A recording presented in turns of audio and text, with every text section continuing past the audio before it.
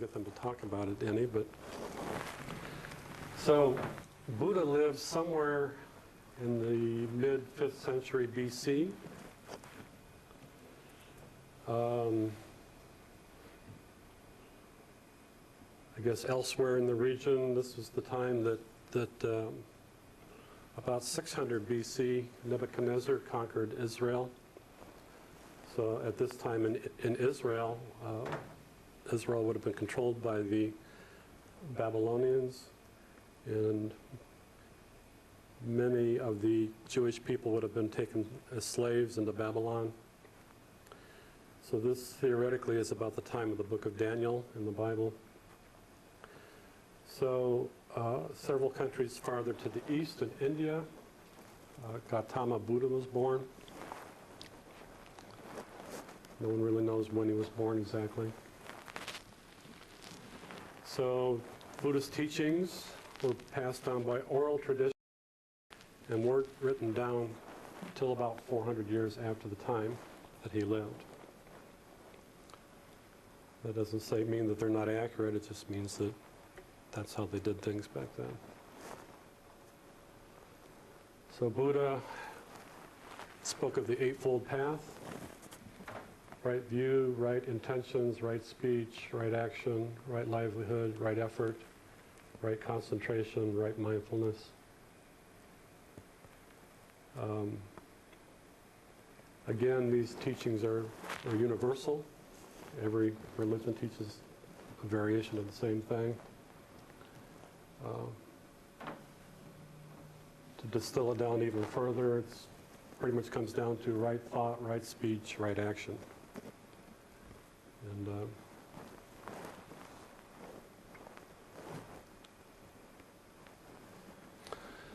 so Buddha, Gautama Buddha, preached that there have been innumerable Buddhas through the ages in a number of the countries in Southeast Asia. It's customary for Buddhists to hold elaborate festivals to pay homage to 29 Buddhas. In some Hindu texts, Gautama is regarded as one of the 10 avatars, one of the 10 avatars of Hinduism.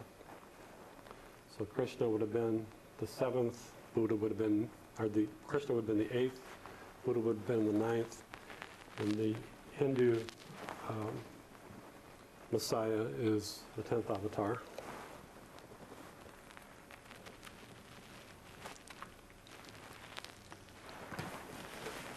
Gautama spoke of 5 Buddhas. He said that he was the 4th in the era which he had lived. He identified the Buddhas who preceded him. These are their names. And he said that another Buddha would come, the 5th Buddha, would arise at a time far in the future.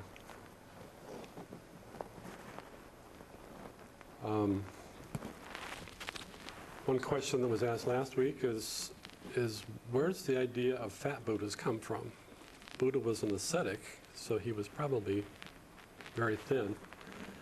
So I looked that up, fat Buddhas, in Wikipedia, and it says that pretty much goes back to the Chinese, that in China, fat people were prosperous and healthy, and so that's where the idea of fat Buddhas came from. It's a cultural overlay. So he probably was not fat. Many Buddhists will say that they really don't believe in God, don't really concern themselves with the question of the existence or even the non-existence of God. Indeed, many Buddhists deny the existence of God. Last week, in the comparative religion class in the afternoon, we had a speaker speaking about Sai Baba, who's a guru in India. And in India, this is called non-dualism, where you don't believe in God, you don't believe in dualism, me and God. It's just, these are just all teachings for me. So Buddhists have a very high ethical code of behavior, and to a great extent they're pretty good at living it out. So the question is, if Gautama was, in fact, one of a series of many Buddhas, and if at least one more future Buddha was still yet to arise, then this would suggest an age-long process of revelation. So where did the process come from?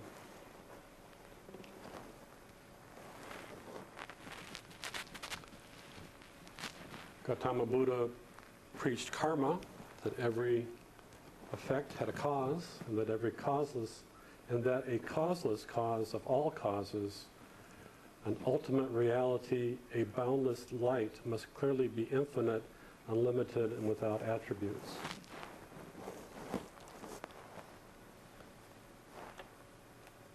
So Buddha said that there was a causeless cause and an ultimate reality.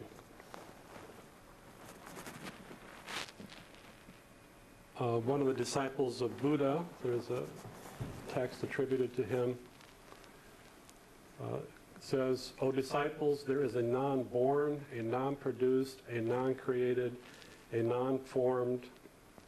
If there were not, O disciples, a non-born, a non-produced, a non-created, and a non-formed, there would be no issue for the born, the produced, the created, and the formed." It's talking about God. There is a non-born. God is not born. A non-produced, he's always been there. Non-created, non-formed. So there is a source of origination of these teachings. So since Buddha maintained that everything in the world has come into existence due to the law of karma, or the law of action and reaction, there can be no action without the doer and the willer of action. Therefore, there must have been a creator of the law of karma. Some people call him God. Buddha called him the first cause.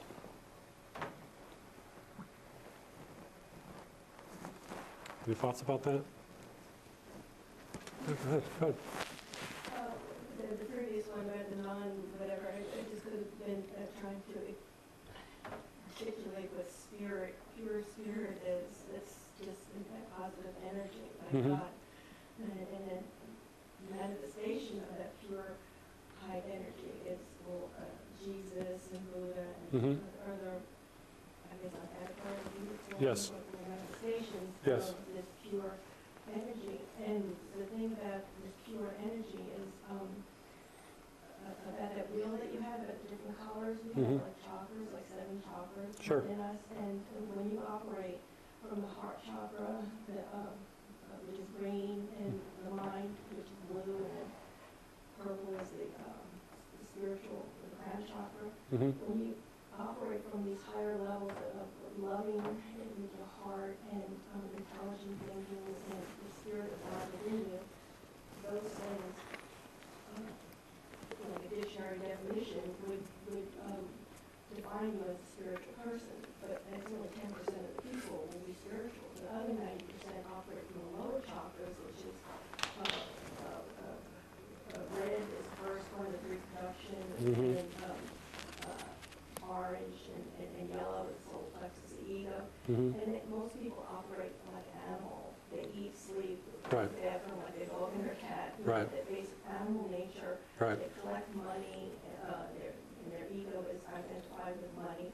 And so those operating from those lower chakras prevent them from operating on the higher chakras. Sure. Because the higher chakras tell you, like Jesus said to the rich man, sell everything you have and give to the poor and follow me. But for 90% of the population, they could not do that. So only like 10% could be like ascetics or really serve Sure. on a spiritual level. So that's why people wonder, well, I'm a spiritual person. Well, you know, they could be greedy and selfish and mean spirited too. Yeah. They do both at the same time, you know. So, Well, it's like the yin-yang symbol. We're all part of both. And the overarching purpose of all the religions is, as you say, to get you to turn to your higher self, your higher nature, your spiritual nature. At the same time, being fully aware that you do have, a bodily nature too. So but to try to get you to turn towards the higher nature. And I guess that's kind of the purpose of this entire class, is to kind of broaden your horizons, to show you that all the religions essentially teach the same things. So if your brother from India believes the same thing that you believe, then you can honor that without necessarily wanting to be that. You can still retain your own identity, but still respect the other person. You had a question? You said they don't believe in dualism. Non-dualism, yes. They believe in non-dualism. Yes. Does that mean don't believe that you get man as you and God? Yes. They don't believe in that? Yes. They believe that God is part of you or that spirit? They just don't believe in God. It's more of a philosophy than a... there's a Swami in town here in Fort Walton, and he has a group called, I think, the Non-Dualism Society. Again, he denies the existence of God, but so his emphasis is on ethical standards and turning within yourself and meditation. To a great extent, the result is the same, no matter whether you believe in God or not. So,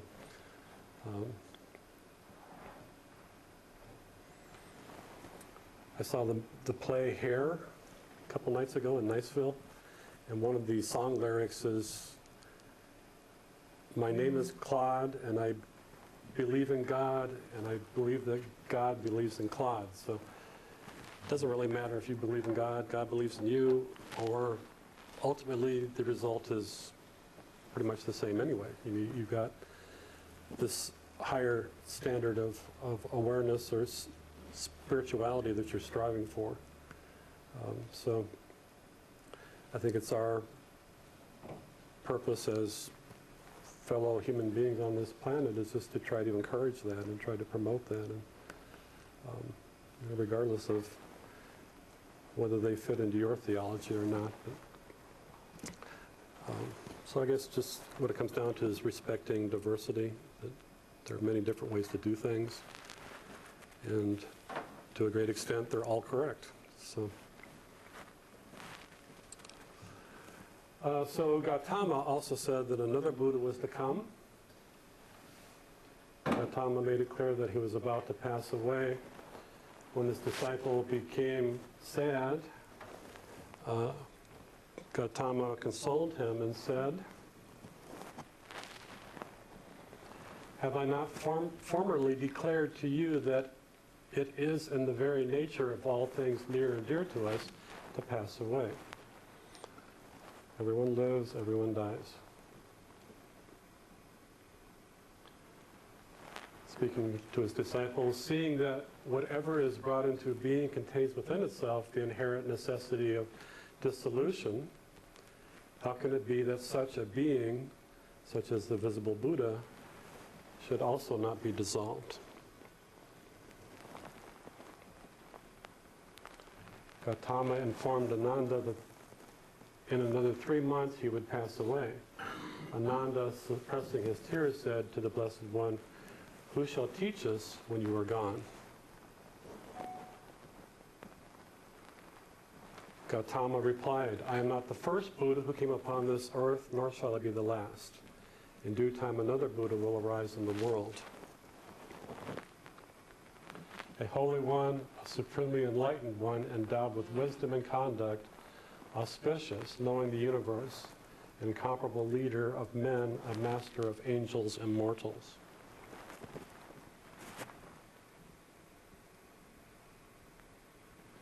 Who's that Buddha you showed us picture of? I don't know. Just that one? Yeah. That's the Amitabha. That's the Japanese version. He's not fat, he's not skinny, he's just kind of in the middle. He is Japanese, though. He will reveal to you the same eternal truths which I have taught you. He will preach to you his religion, glorious in its origin, glorious at the climax, and glorious at the goal, in spirit and in the letter. So this is the fifth Buddha, the Buddha who's still yet to come. The future Buddha will proclaim a religious life, wholly perfect and pure, such as I now proclaim. His disciples will number many thousands, while mine number many hundreds. So his impact will be greater. How shall we know him? Gautama replied, he will be known as Maitreya, which means he whose name is kindness.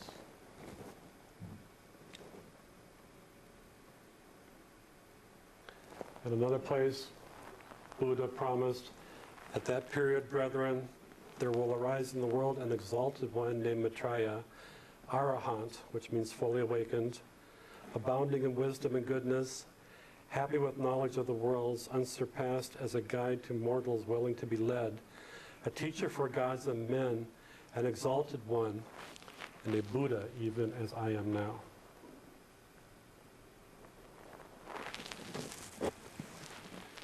The truth, which in their language is Dhamma, lovely in origin, lovely in its progress, lovely in its consummation, will he, Maitreya Buddha, proclaim both in the spirit and in the letter.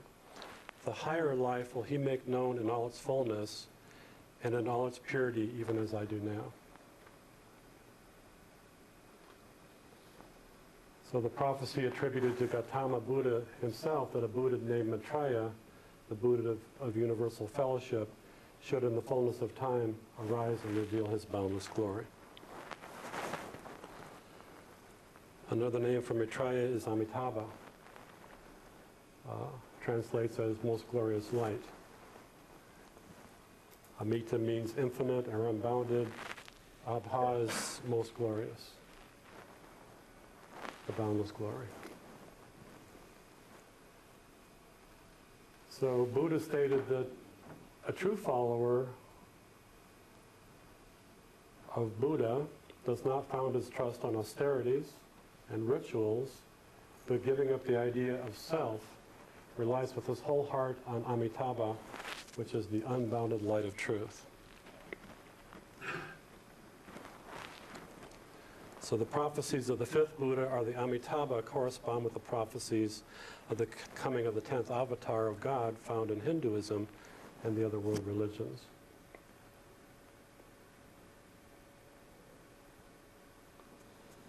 And that's kind of the law of karma. So Buddha talked about the Eightfold Path and all variation on right thought, right speech, and right actions. And he said that there are consequences to your behavior, that everything happens for a reason.